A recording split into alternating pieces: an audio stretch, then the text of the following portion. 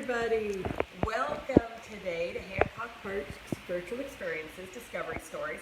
I am here to talk to you about apples. So I have a wonderful book today called Apples by Dale Gibbons.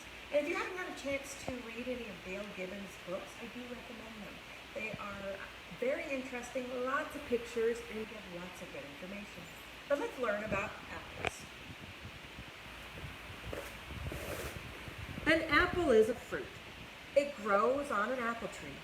Apple trees grow in more parts of the world than any other fruit tree. They have been in existence for about 2 million years. The first American colonists brought apple seeds and apple seedlings with them from England. Now, the interesting thing is, when the settlers brought over the apples, they didn't bring them necessarily to eat them raw like we do now, but they brought them over and they made apple cider.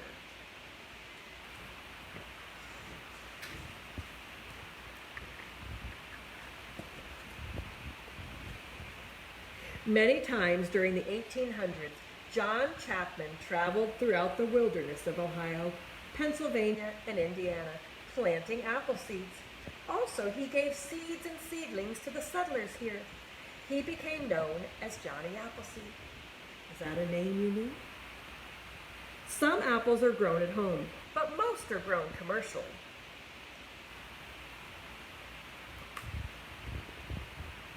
Each year, about 250 million bushels of apples are grown in the United States, and about 28 million bushels are grown in Canada.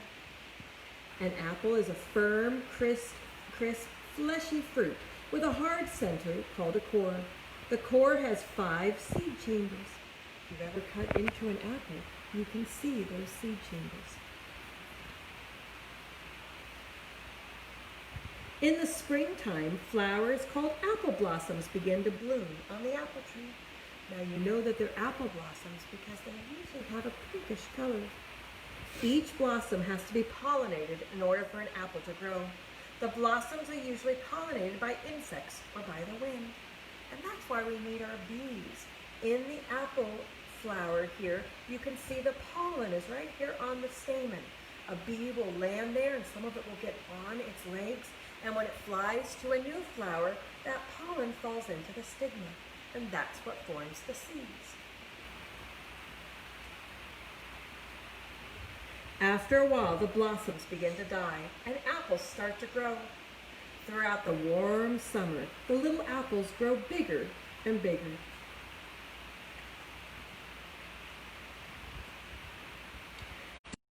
Summer or early fall, the apples begin to ripen.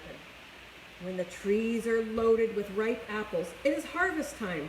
Workers pick the apples by hand. That's another interesting fact, is that apples are not harvested by machine. People actually go out to pick the apples.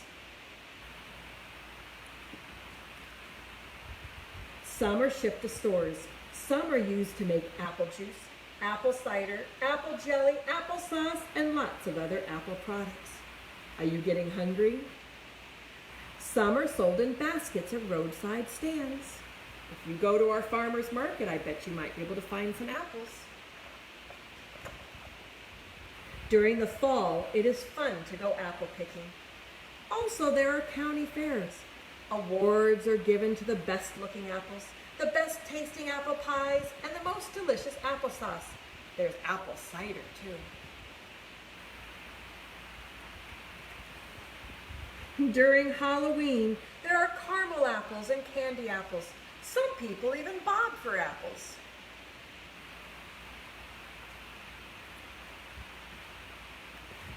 And when the winter arrives, the apple tree branches become bare. The trees will become dormant until the next spring, when the trees will then produce a new crop of apples. So when we talk about apples, there are lots of different types of apples. There are Rome Beauty, Macintosh, Jonathan, Stamen, Red Delicious, Golden Delicious, York, and Granny Smith. Apples have many tastes, ranging from sweet to tart. All apples are different shades of yellow, green, and red, or a mix of those colors. So apples are a lot of fun. So do you have a favorite apple? Now this apple here is called the Granny Smith apple. It is the green apple. Is that one of your favorites? It is a hard apple, good for baking into pies, and has kind of a tart taste to it. On the other hand, maybe you like this kind of apple. This is a red delicious apple. It's usually a little bit softer. It's perfect for eating raw and is a very sweet flavor. Now remember in the book, it talked about inside the apple, you can see where the seeds grow. Now remember how the apple grows from a flower? Can you see how the inside of the apple looks like that flower? And that where the seeds grow inside there. And the apple forms around the seeds. And in fact, you can even see that looking on the bottom of the apple.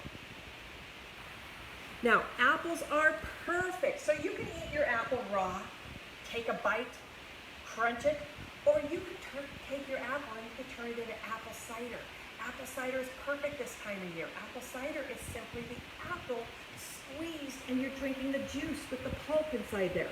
Now, if you take that apple cider and you actually strain it out to get rid of all of the crunchy part that might have gotten through, that turns into the apple juice. So I encourage you to go out, find yourself an apple orchard. Maybe you even have an apple tree nearby. Pick some nice fresh apples. Make yourself an apple pie or make yourself some apple cider and enjoy your fall. Bye everybody. Remember to join us again on Wednesday for Way Back Wednesdays.